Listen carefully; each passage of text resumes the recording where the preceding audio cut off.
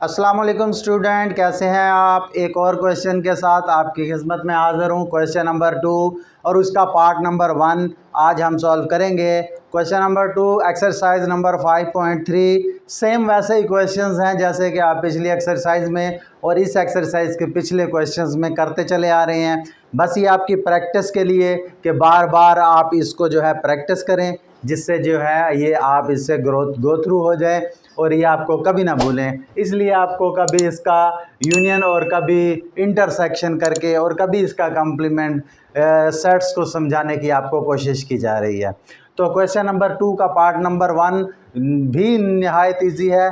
देखें, इसमें भी हमें जो है यूनियन करने के लिए बतलाया गया है, लेकिन इसमें हमें दोनों साइडें जैसे कि पिछले क्वेश्चन में दी थी, इस क्वेश्चन में भी हमें जो है दो साइडें दी जाती हैं, left side and right side.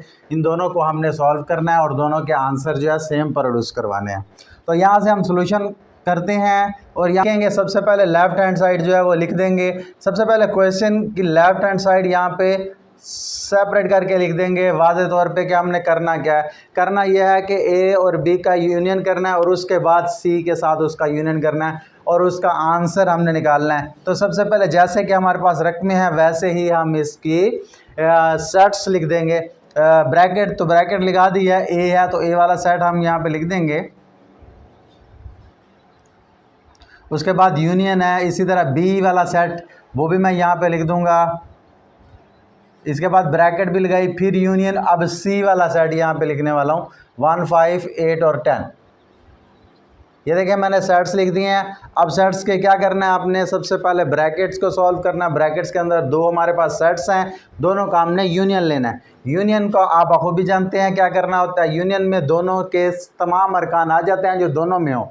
जो दोनों में 2 मरतबा है, उधर भी आया उधर भी है तो वो 1 मरतबा आएगा, बाकी सबको आ जाएंगे। देखें 1 आ गया, 2 दोनों में नहीं था इसलिए नहीं लिखा, 3, 4, 5, 6 तो है नहीं, 7 है, 9 और 10 है, 8 भी नहीं था।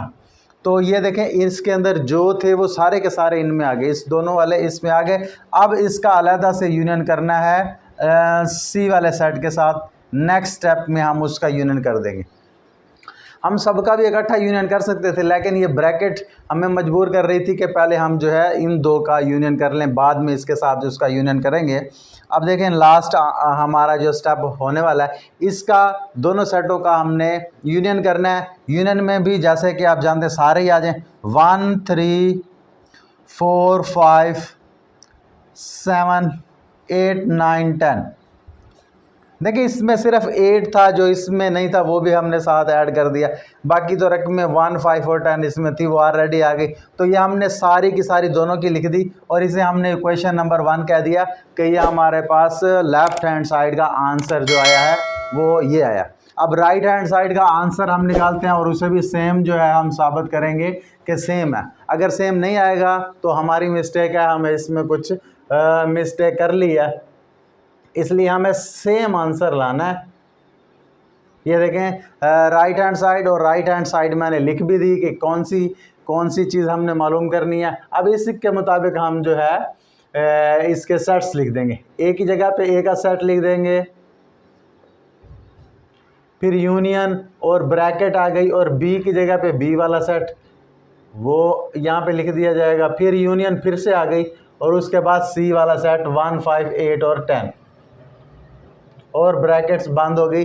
अब देखें इसमें भी सेम वैसा ही प्रोसेस है, लेकिन इसमें सेकंड वाले दोनों सेट्स के ऊपर जो है ब्रैकेट्स यूज़ की गई हैं।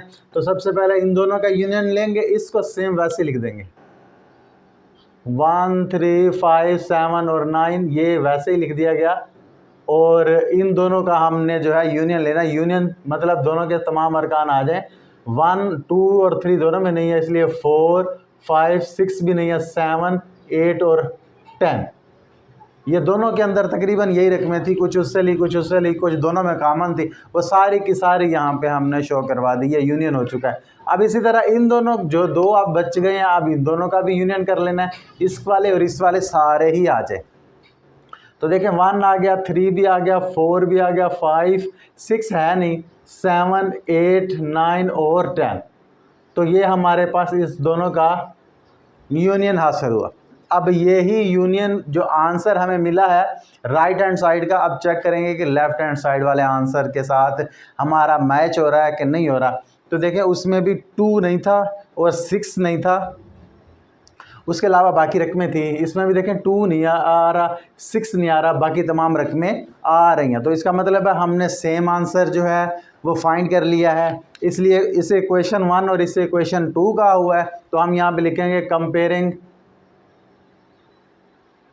Equation 1 and 2, question number 1 and 2 को कंपेयर करने से, उनका जायज़ा लेने से, उनका मुवाजना करने से हम इस नतीजे पर पहुंचे कि लेफ़्ट हैंड साइड हमारी जो थी और राइट हैंड साइड जो थी उन दोनों के आंसर सेम आ गए हैं, इक्वल आ गए हैं।